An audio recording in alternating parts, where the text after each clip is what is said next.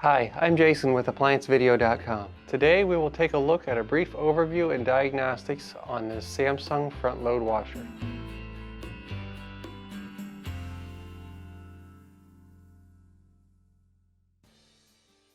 Stop. Before beginning any repair, be sure to always disconnect the power to the appliance.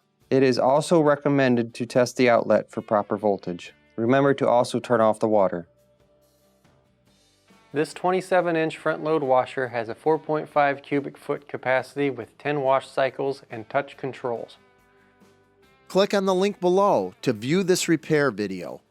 ApplianceVideo.com guides you step by step, giving you the confidence to avoid recalls and callbacks, also saving time on repairs.